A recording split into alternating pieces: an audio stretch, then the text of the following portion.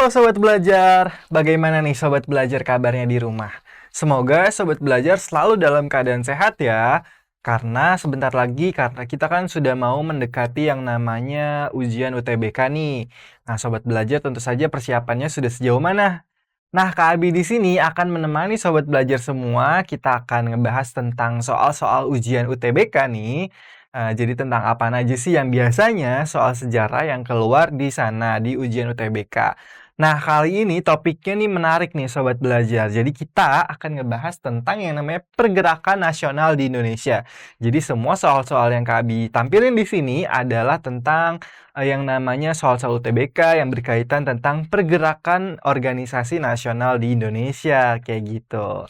Nah, Sobat Belajar, sebelum kita masuk ke pembahasannya nih, kita akan ngulas dulu nih, apaan aja sih itu yang namanya organisasi-organisasi nasional di Indonesia. Nah, tapi sebelumnya nih, Sobat Belajar pernah tahu nggak sih yang namanya organisasi-organisasi yang berkembang biasanya dalam bentuk apa?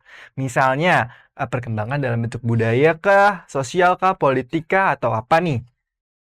Ya, jadi perkembangan yang namanya organisasi nasional di Indonesia, jadi organisasi pergerakan nasional di Indonesia ini ada dalam berbagai macam hal nih Sobat Belajar. Kayak yang pertama dimulai dari yang namanya organisasi-organisasi dalam bidang keagamaan. Terus kemudian organisasi-organisasi yang berkembang di dalam bidang politik.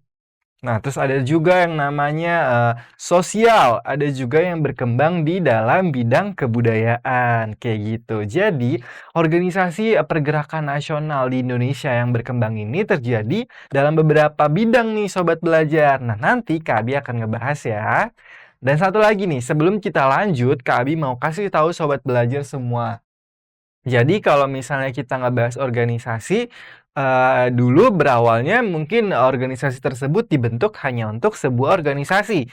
Tetapi setelah atau seiring dengan berjalannya waktu, organisasi tersebut akhirnya berubah haluan nih. Misalnya menjadi partai politik seperti itu. Terus kemudian misalnya menjadi sebuah kelompok agama atau misalnya persekutuan agama tertentu. Nah, kayak gitu. Jadi, nggak semua perkumpulan yang tersebut bisa berlatar belakang netral atau kebangsaan Indonesia aja, tapi juga punya maksud dan misinya tersendiri. Kayak gitu, Sobat Belajar.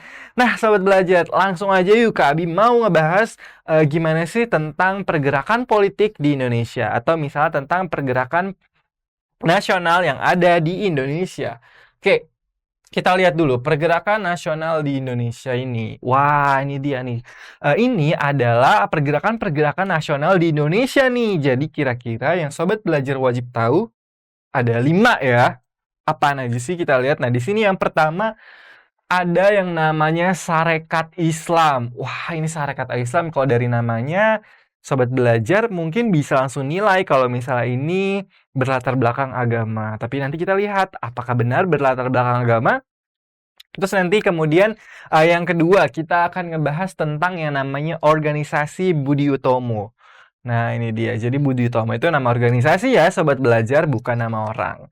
Terus kemudian berikutnya adalah Indische Party. Jadi tentang yang namanya organisasi Hindia Belanda seperti itu. Terus kemudian ada lagi yang namanya Perhimpunan Indonesia nih Sobat Belajar. Jadi kalau misalnya Sobat Belajar tahu, pelajar-pelajar Indonesia yang belajar di luar negeri, misalnya belajar di Den Haag di Belanda seperti itu. Nah, mereka biasanya ada yang namanya Perhimpunan Pelajar. Nah, kalau sekarang biasanya disebut namanya PPI, Perhimpunan Pelajar Indonesia. Nah, itulah perhimpunan pelajar misalnya yang ada di suatu negara. Jadi mereka berorganisasi di sana seperti itu. Nah, terus kemudian di bagian yang terakhir ada PNI. Jelas-jelas mereka menggunakan nama kata partai di depannya. Partai Nasional Indonesia. Jadi yaitu sebuah organisasi pergerakan nasional, tapi dia yang bergerak di bidang partai politik. Seperti itu. Oke, sekarang kita lanjut aja nih ke yang namanya pergerakan organisasi yang pertama nih Sobat Belajar. Kita lihat ya. Ini dia, namanya adalah Sarekat Islam. Nah, jadi nih Sobat Belajar perlu ketahuin, Nah, Sarekat Islam ini dulu awalnya bukan bernama Sarekat Islam, tetapi Sarekat Islam ini dulu namanya adalah Sarekat Dagang Islam. Nah, jadi dulu Sarekat Islam ini bernama Sarekat Dagang Islam nih, Sobat Belajar. Sobat Belajar tahu kan kalau misalnya dulu ada yang namanya persaingan antara pedagang pribumi dengan pedagang yang berasal dari dataran Cina, ya sebut saja pedagang Cina seperti itu. Nah, jadi pada waktu itu ternyata pedagang Cina memiliki lebih banyak keistimewaan dari pemerintah Hindia Belanda pada masa itu, yang akhirnya mengakibatkan pedagang lokal atau pedagang pribumi memiliki derajat yang lebih rendah daripada pedagang yang berasal dari Cina itu.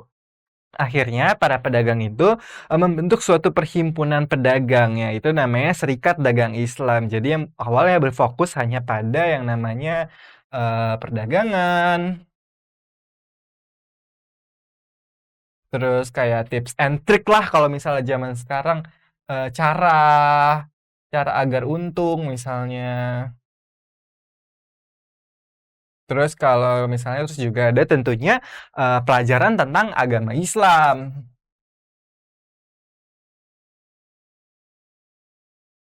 Nah, jadi di sana juga dipelajarin yang namanya belajar tentang agama Islam, kemudian cara berdagang biar mendapatkan untung, kemudian tips dan triknya seperti itu. Terus kemudian yang pertama yaitu adalah kehormatan juga. Jadi di sana mereka juga menaikkan derajat mereka sebagai pedagang yang bermartabat, karena dengan berorganisasi mereka akan lebih dipandang pada saat itu. Kayak gitu, Sobat Belajar. Jadi inget ya kalau misalnya nama awalnya dari Sarekat Islam ini adalah ini tadi. Kabi tebelin lagi. Sarekat Dagang Islam.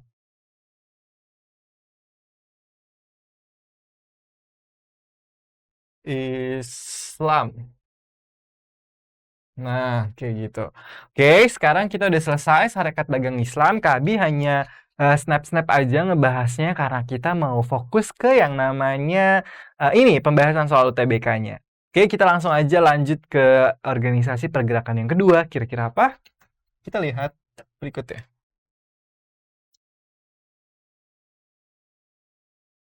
Oke, Partai Nasional Indonesia atau biasa kita sebut dengan PNI. Wah, ini jelas nih. Dengan nama depannya aja nih, Sobat Belajar harus tahu nih. Ups, keluar. Dengan nama depannya aja, dia sudah memajang nama PNI, partai, dengan kata-kata partai di sini. Berarti organisasi pergerakan ini merupakan organisasi partai seperti itu. Jadi yang memang dibentuk untuk keperluan partai politik seperti itu, Sobat Belajar. Dan organisasi PNI ini merupakan salah satu organisasi yang tersohor atau yang berpengaruh pada masa tersebut. Jadi pada masa sebelum kemerdekaan, bahkan sesudah kemerdekaan pula, organisasi atau partai politik PNI masih berpengaruh dalam dunia, dalam Indonesia, di Indonesia pada masa itu.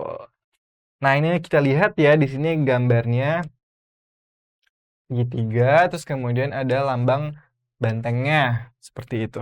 Jadi ingat kalau misalnya lambang ini adalah lambang PNI. Oke, sekarang kita lanjut ke organisasi yang berikutnya. Kira-kira organisasi apa?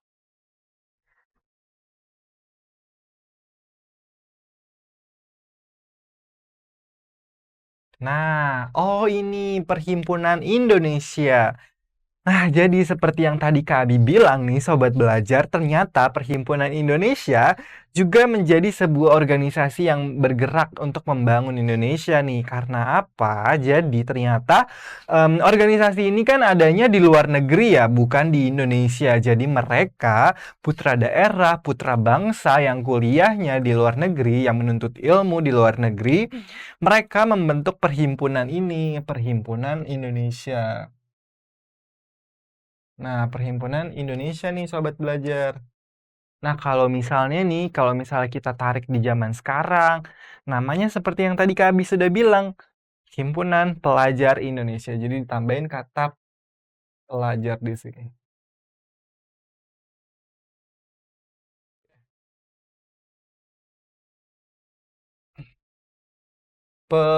Pelajar. Nah, mereka ini adalah pelajar nih, Sobat Belajar. Wah, karena apa? Karena mereka ya memang membentuk suatu perkumpulan, jadi seperti organisasi di kampus. Nah, tapi organisasi ini lintas kampus, jadi tetap dalam satu negara yang sama. Misalnya kita ambil contoh di Belanda. Nah, mereka semua pelajar Indonesia yang ada di Belanda, misalnya walaupun beda kampusnya, tetapi mereka tetap terlibat di dalam yang namanya Perhimpunan Pelajar Indonesia nih, Sobat Belajar.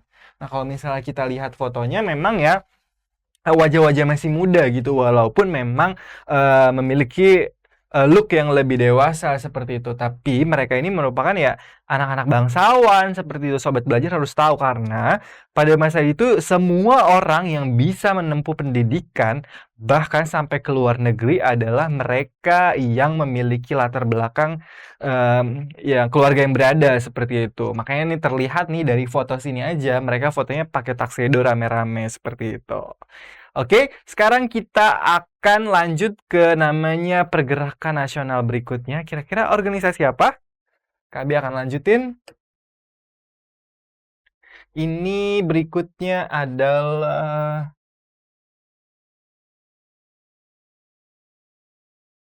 oke, organisasi pergerakan. Ini udah PNI udah, Sarekat Islam udah, Indis Party. Nah, sebelum Indis Party, Kak Abi mau bahas ini dulu. Budi Utomo.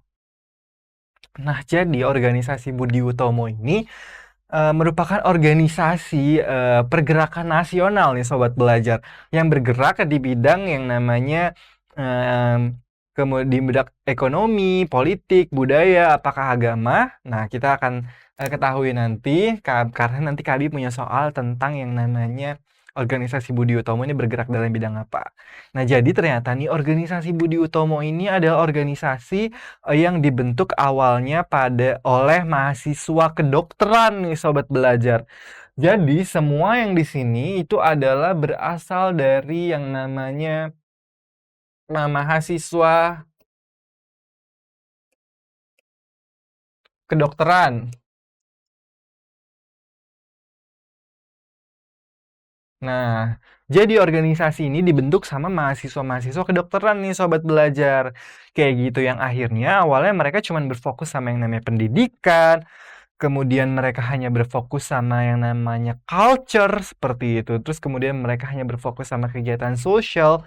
Namun pada perkembangannya mereka akhirnya berfokus sama yang namanya pergerakan kemerdekaan untuk Indonesia, Sobat Belajar. Jadi kayak perkembangannya lumayan banyak ya. Kayak gitu. Jadi dari yang awalnya hanya bergerak untuk organisasi mahasiswa, kemudian bergerak dalam bidang sosial, kebudayaan, dan sampai pada akhirnya berperan aktif dalam menyuarakan pendapatnya untuk kemerdekaan Indonesia.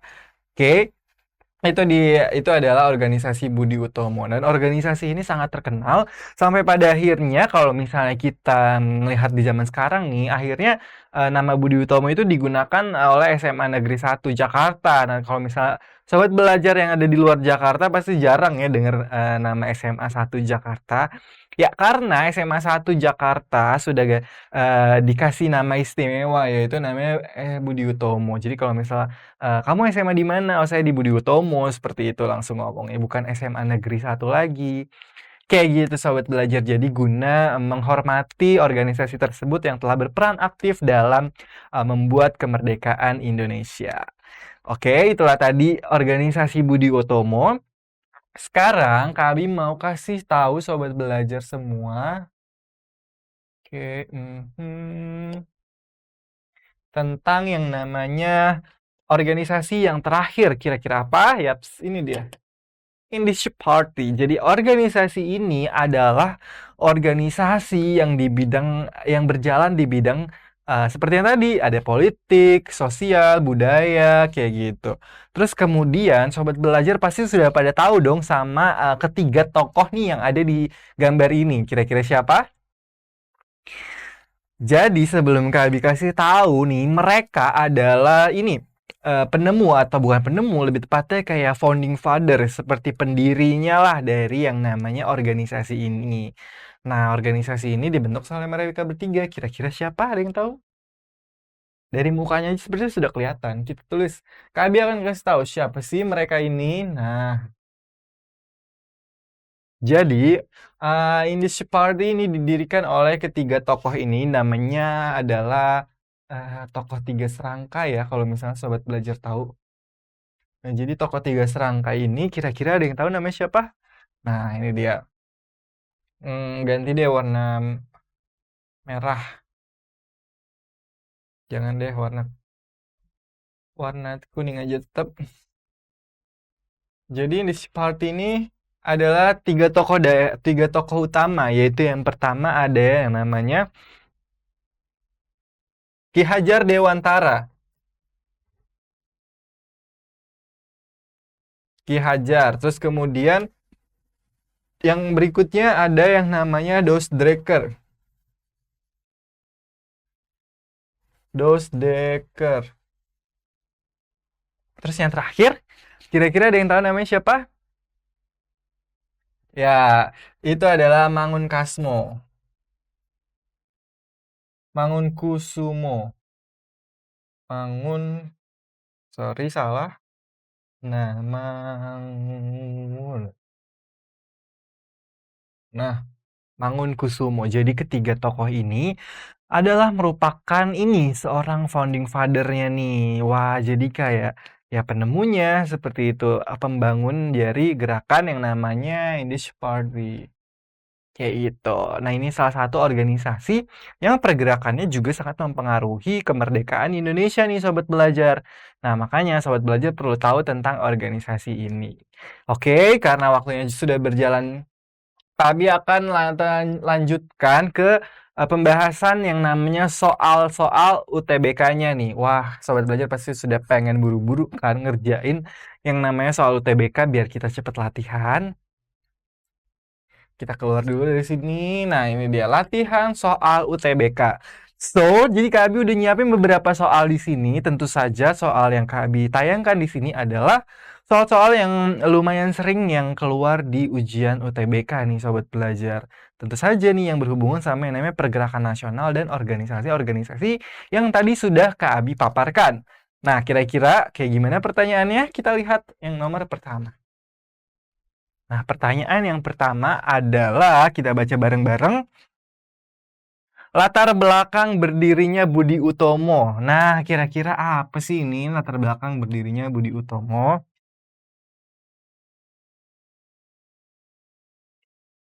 Ya, Sobat Belajar bisa kita jawab bareng-bareng. Kalau latar belakang, berarti Sobat Belajar harus tahu nih cerita dari organisasi Budi Utomo itu sendiri. Kira-kira apa ya? Nah, ini kita lihat. Yang A, terjalinnya persaingan dengan pedagang Cina. Kalau persaingan pedagang Cina yang tadi Kak Abi sudah jelasin, itu adalah latar belakang berdirinya yang namanya apa tadi? Itu adalah latar belakang berdirinya Sarekat Dagang Islam. Karena ini persaingan dengan pedagang Cina, itu adalah latar berdirinya Sarekat Dagang Islam. Berarti kalau Budi Utomo adalah bukan tersebut. Makanya nomor A. Pilihan A adalah pilihan yang bukan jawabannya. Kita lanjut ke pilihan yang kedua, yang B. Itu adalah terbukanya kesempatan bagi Bumi Putra untuk berpolitik praktis. Jadi Bumi Putra ini maksudnya adalah putra daerah atau pribumi seperti itu. Apakah ini benar? Terbukanya kesempatan untuk berpolitik. Kita titikin dulu. Yang C. Terbukanya peluang bagi pribumi untuk menjabat pegawai pada birokrasi kolonial. Apakah seperti itu? Kita titikin dulu. Terus kemudian berdirinya gerakan modernis Islam pertama di Jawa. Apakah itu? Wah, ternyata tidak ya, karena organisasi Budi Utomo bukan organisasi yang bergerak di bidang keagamaan. Jadi ini adalah bukan.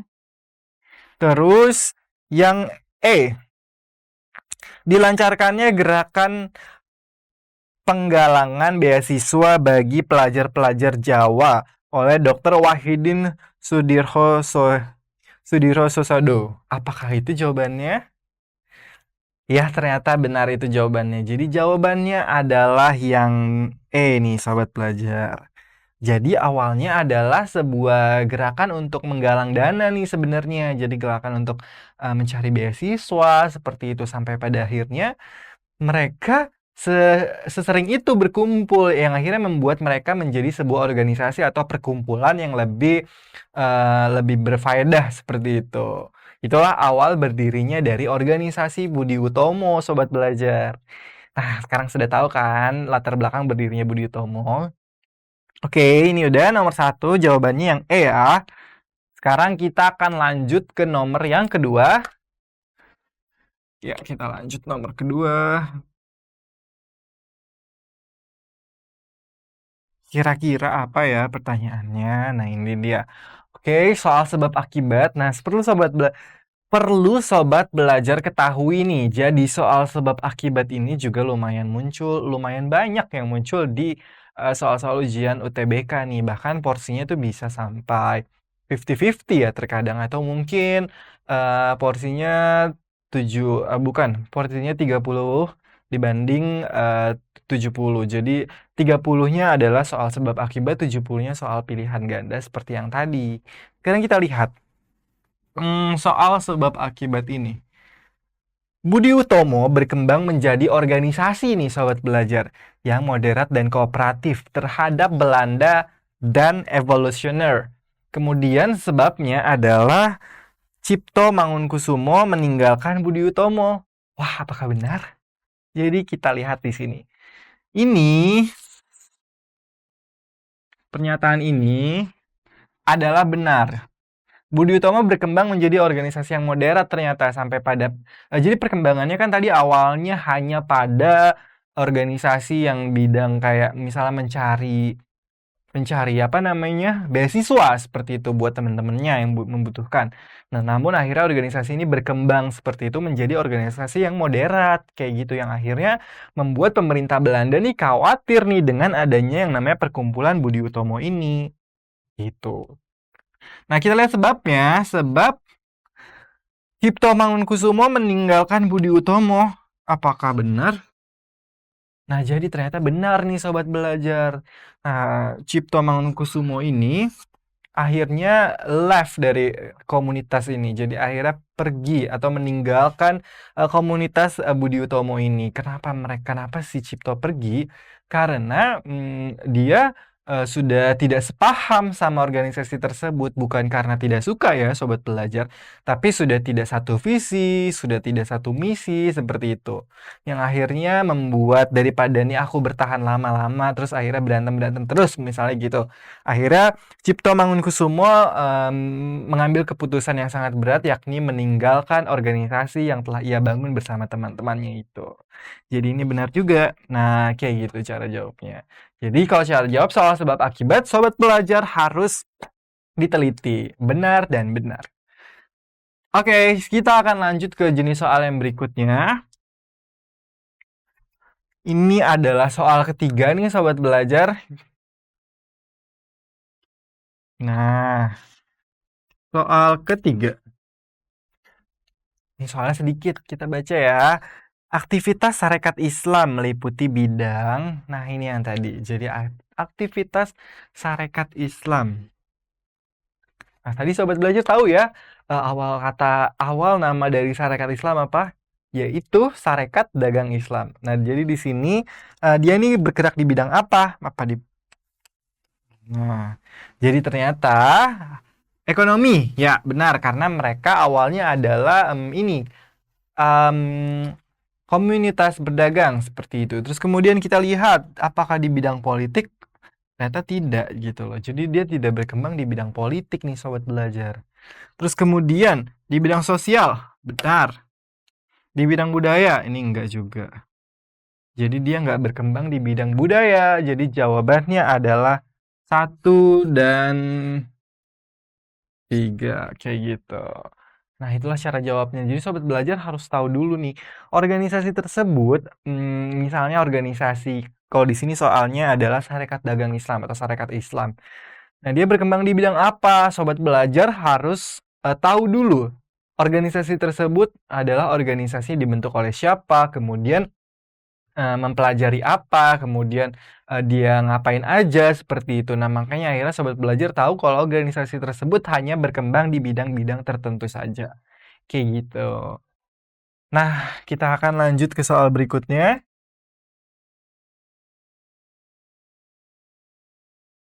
Soal keempat.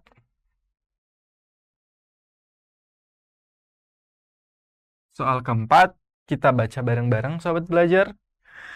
Perjuangan Haji Agus Salim tercatat dalam berbagai kegiatan apa nih? Kecuali A. Berpidato dalam Kongres 1 Jong Islamenten.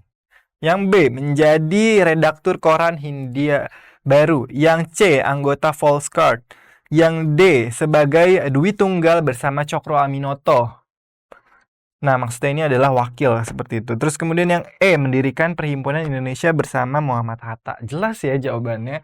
Kan dia kan ini kan orang ini Sarekat Islam. Berarti kalau misalnya dia adalah Sarekat Islam, kenapa dia harus mendirikan perhimpunan ini, mendirikan perhimpunan Indonesia, mendirikan PI sama Muhammad Hatta? Berarti jawabannya yang kecuali yang kayak gitu. Terkadang nih ya, kalau misalnya sobat belajar sudah tahu konsepnya, terus ini yang namanya cara jawab kayak gini, sobat belajar tinggal jawab pakai logika aja. Apalagi udah ada kata terkecuali di sini. Jadi misalnya tidak sesuai atau menyimpang dalam soalnya, sobat belajar bisa langsung isi seperti contoh soal yang kayak gini. Oke, sekarang kita akan lanjut ke soal berikutnya.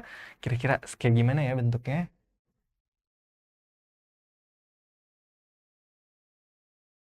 Tutup. Nah, wow, ternyata soal sebab akibat lagi. Oke, Kak Abi kasih kesempatan buat sobat belajar. Baca sendiri, Kak Abi nggak bimbing dulu. Coba baca bareng-bareng. Baca sendiri maksudnya. Tahun-tahun pertama Sarekat Islam. Oke, tahun-tahun pertama Sarekat Islam ditandai dengan terjadinya yang namanya sejumlah keresahan sosial. Nah, terus kemudian dan pergolakan yang ada pada waktu tertentu meledak menjadi insiden besar seperti gerakan anti Cina. Nah, kira-kira sudah ada jawabannya? Apakah sobat belajar sudah bisa nih jawab jenis soal sebab akibat? Oke, kalau sobat belajar udah baca, sekarang Kak Abi mau jawab. Kita baca bareng-bareng. Tahun-tahun pertama Sarekat Islam nih ditandai dengan terjalinnya sejumlah keresahan sosial dan pergolakan. Nah, terus kemudian pergolakannya seperti anti Cina, kemudian yang terjadi sejumlah daerah di Jawa. Dikarenakan Sarekat Islam ini muncul sebagai reaksi dari ketimpangan yang terkandung dalam hubungan sosial di struktur masyarakat kolonial. Nah, ini benar nih. Jadi, sebabnya benar. Tapi apakah akibatnya benar? Oh, apakah ininya sebabnya benar? Ini kan akibatnya. Ternyata ini benar juga nih sobat belajar. Jadi kalau misalnya yang atas nih, ini tuh terjadi karena banyak keresahan sosial nih. Jadi kayak ada kesenjangan sosial antara misalnya warga etnis Tionghoa sama warga pribumi. Terus kemudian ada lagi yang orang-orang kolonial. Jadi benar-benar tidak seimbang antara strata sosial di sana. Terus kemudian sebabnya apa? Sebabnya ini Sarekat Islam muncul jadi reaksi gitu loh. Jadi kayak karena ada ketimpangan ini akhirnya Sarekat Islam muncul nih, saya tidak mau ada yang namanya ketimpangan sosial ini, akhirnya terbentuklah Sarekat Islam gitu ya. Karena tadi di masa kehidupan kolonial warga Cina itu lebih diistimewakan sama dibandingkan dengan warga pribumi. Makanya Sarekat Islam ini akhirnya muncul kayak gitu. Oke, ini tadi udah jadi benar dan benar ya sobat belajar. Nah, sekarang kita akan lanjut ke soal yang berikutnya. Kira-kira apa ya? Nah, ini dia. Nah, ini lumayan nih pertanyaannya. Ini juga sering nih sobat belajar kalau misalnya sobat belajar tahu. Ada berapa faktor yang melatar belakangi munculnya kebangkitan nasional di Indonesia? Salah satunya adalah, nah, sobat belajar harus lihat nih, kata kuncinya di sini adalah ini. Faktor yang, nah, yang apa? Yang melatar belakangi. Yang melatar belakangi apa? Kebangkitan nasional di Indonesia. Nah, jadi ternyata nih yang namanya partai politik yang tadi kita udah bahas, terus kemudian namanya organisasi yang tadi kita sudah bahas juga, itu adalah disebut juga pembangkit kebangkitan nasional. Jadi sebagai penggeraknya namanya kebangkitan nasional. Nah, mereka nih muncul tuh karena ada faktor apa sih? Kita lihat di sini. Yang A, akibat pelaksanaan politik Gubernur Jenderal De Jong. Apakah itu jawabannya? Kita titikin dulu. Pengaruh terbitnya buku Max Havelaar. Apakah itu? Kita masih nggak tahu, titikin dulu. Terus kemudian kemenangan Jepang atas China pada tahun 1905. Apakah iya itu berhubungan sama yang namanya pergerakan di Indonesia? Ya, jadi Kak Abi langsung jawab karena yang sudah jelas tidak, ini berarti tidak.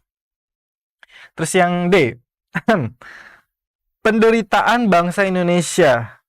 Apakah gara-gara penderitaan bangsa Indonesia akhirnya muncul? Kita titikin dulu. Terus yang tampilnya golongan terpelajar, jadi kayak misalnya golongan terpelajar tuh semakin terpandang gitu. Apakah itu? Jadi ternyata ini tidak nih sobat pelajar. Nah, dari ketiga titik ini jelas ya yang paling kelihatan untuk jawabannya adalah yang D. Jadi penderitaan bangsa Indonesia. Karena pada saat itu bangsa Indonesia nih benar-benar lagi dijajah nih sobat belajar. Jadi akhirnya organisasi-organisasi tadi akhirnya bergerak menjadi organisasi yang membangkitkan seluruh tenaga atau seluruh pikiran dari masyarakat Indonesia. Jadi kayak semacam organisasi kebangkitan nasional kayak gitu. Nah, makanya itu bermuncul dari yang namanya penderitaan masyarakat kayak gitu. Penderitaan bangsa Indonesia kayak gitu. Nah, kayak gitu cara jawabnya. Jadi kalau misalnya kita nggak tahu, awalnya kita titikin dulu, terus kemudian yang jelas salah langsung dicoret aja. Nah, terus kalau dari titik-titik yang tadi, kita langsung tahu nih, kira-kira dari 3 titik yang tadi, yang ini yang A berarti, terus kemudian yang B dan yang D. Apakah benar kayak gitu? Dan ternyata yang paling mendekati adalah yang D. Seperti itu. Kalau misalnya sobat belajar benar-benar nggak tahu tentang materinya atau nggak tahu tentang topik tersebut. Kayak gitu. Oke, sekarang kita akan lanjut nih sobat belajar ke pembahasan yang berikutnya.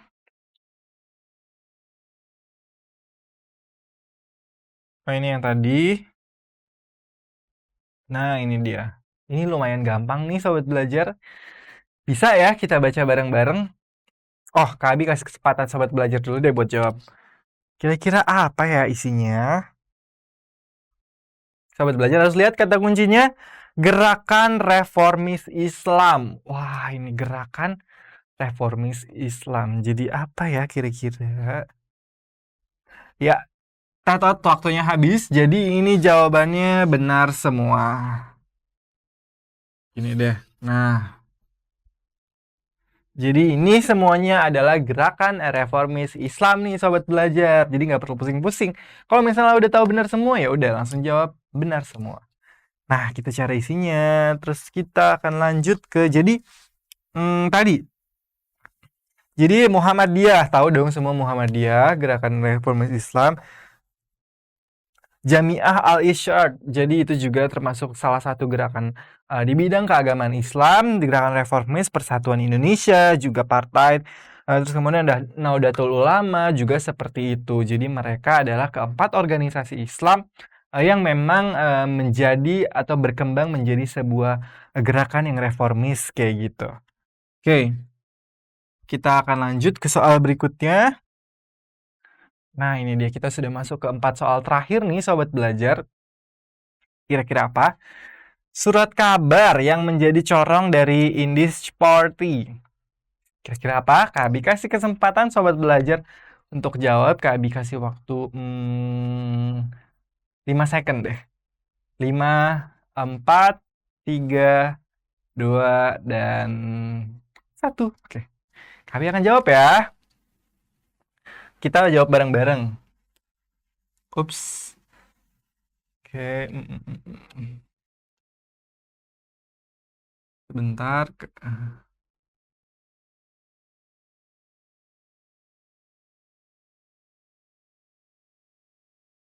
Oke.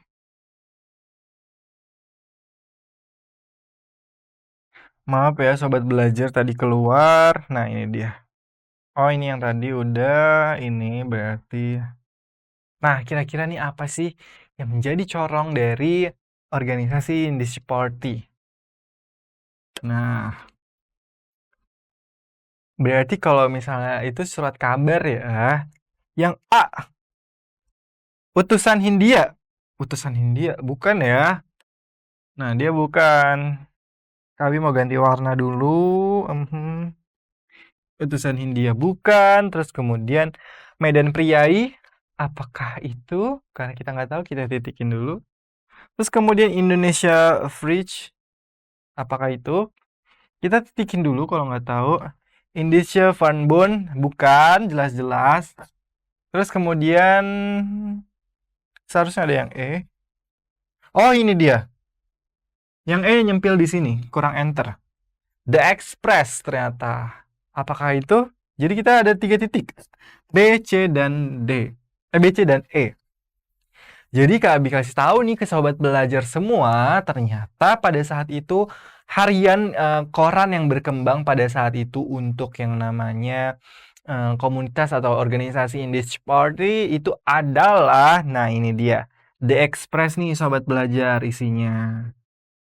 Jadi di The Express ini menjadi sebuah tameng seperti itu buat mereka yang benar-benar memang mau mengutarakan pendapatnya. Jadi buat orang-orang dari komunitas Indie Party ini untuk mengutarakan pendapatnya. Nah, jadi The Express ini adalah surat kabar di bawah pemimpinan siapa? Sahabat belajar tahu?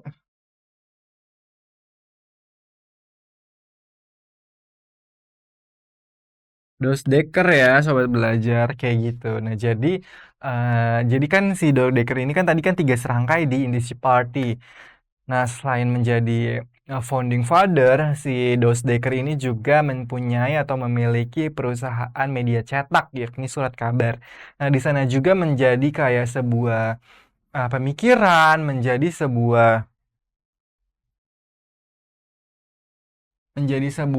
maksudnya menjadi sebuah wadah mereka untuk menyalurkan apresiasi, menyalurkan pendapat seperti itu, dan akhirnya di koran The Express itulah semua pendapat dan misalnya ketidaksukaan mereka terhadap kolonialisasi Eropa, mereka tuangkan di dalam harian The Express tersebut.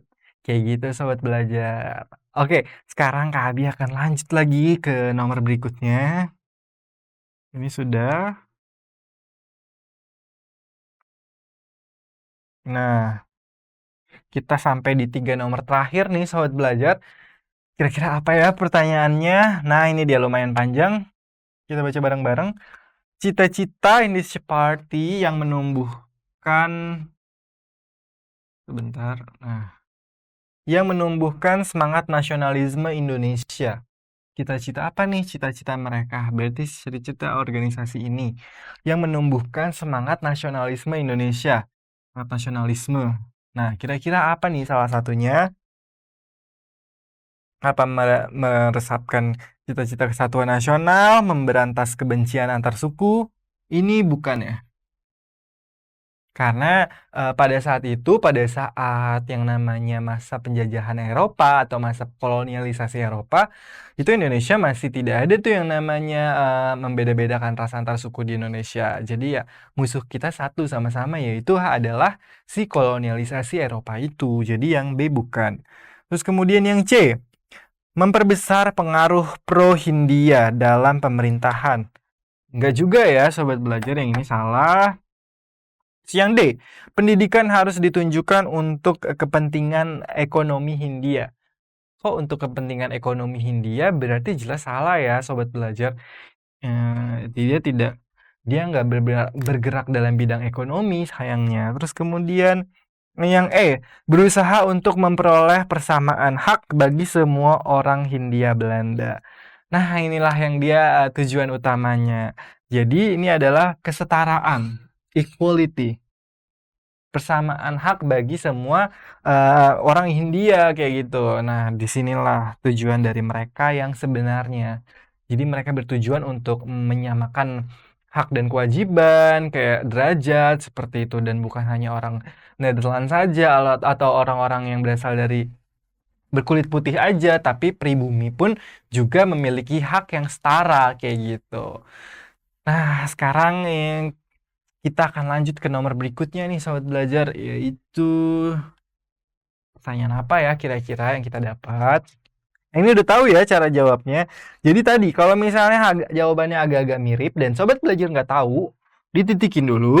Baru kalau misalnya tiba-tiba ketemu jawabannya yang menurut Sobat Belajar sudah pas, misalnya tadi yang wah itu kan pas banget kan, memang itu tujuannya, terus akhirnya Sobat Belajar bisa langsung isi kayak gitu. Kabi akan lanjut ke dua nomor terakhir.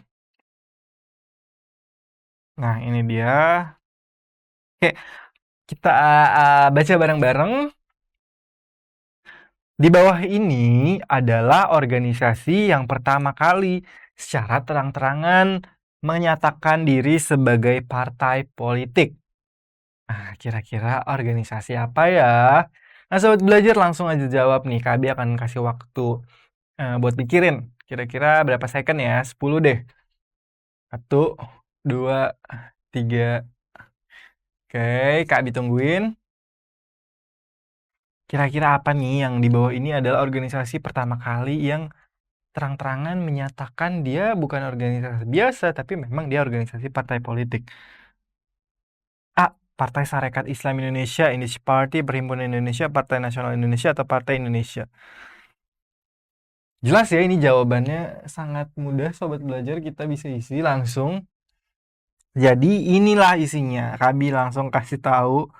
Karena pasti Sobat Belajar juga udah pada tahu, ya Partai Nasional Indonesia atau PNI. Nah, dari namanya aja dia udah Partai Nasional Indonesia.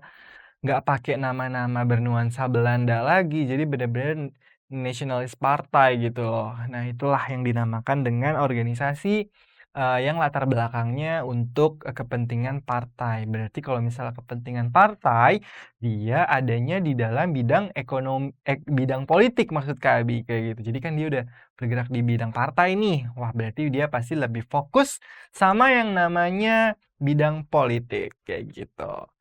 Oke, sekarang kita akan lanjut ke pertanyaan berikutnya. Yang mana ini adalah pertanyaan terakhir. Nah, ini dia. Kabi kita baca bareng-bareng ya, langsung aja. Jadi pada tanggal di Indonesia pada tanggal 22 Desember nih, diperingati sebagai Hari Ibu. Nah, karena pada tanggal 22 sampai 25 Desember di tahun 1928, yang berarti belum masa kemerdekaan Indonesia, kaum ibu di Indonesia mengadakan kongresnya. Jadi kongres kaum ibu ini ternyata juga menjadi pergerakan nasional nih, gerakan yang berpengaruh. Jadi Kongres Wanita Indonesia pada tahun tersebut 1928 ternyata juga sudah mempengaruhi yang namanya pergerakan nasional Indonesia. Makanya mereka kongres tersebut bisa menetapkan hari tersebut sebagai Hari Ibu, yaitu tanggal 22 sampai 25 Desember. Nah, pertanyaannya adalah, nah, jadi di sini ada pertanyaannya. Kongres tersebut dilaksanakan di, nah ini nih Sobat Belajar. Jadi kalau misalnya Sobat Belajar benar-benar nggak tahu, jadi Sobat Belajar harus tahu dulu konsepnya. Jadi Sobat Belajar sebelumnya memang harus belajar. Nah, jadi kalau misalnya Kongres Pemuda, Kongres Wanita, jadi Dharma Wanita yang dilaksanakan ibu-ibu ini, itu dilaksanakan di, nah ini dia, di Yogyakarta nih Sobat Belajar. Nah, jadi pada tahun 1928, jadi kaum ibu sebagai Kongres Wanita melaksanakan yang namanya ini, kongres yang menetapkan kalau misalnya ada yang namanya Hari Ibu, yaitu di tanggal 22 Desember, terus itu rapatnya atau kongresnya digelar di kota Yogyakarta, kayak gitu. Nah, sobat belajar, itulah tadi beberapa soal yang kurang lebih sering keluar di mata kuliah, di mata pelajaran UTBK, terutama mata pelajaran sejarah. Nah, jadi sobat belajar bisa langsung di-save kalau misalnya sobat belajar bisa, di-save di otak dan dicatat tadi contoh-contoh soalnya. Barangkali nanti kalau misalnya di UTBK 2021 soal itu akan keluar. Kayak gitu sobat belajar. Gimana nih sobat belajar? Kita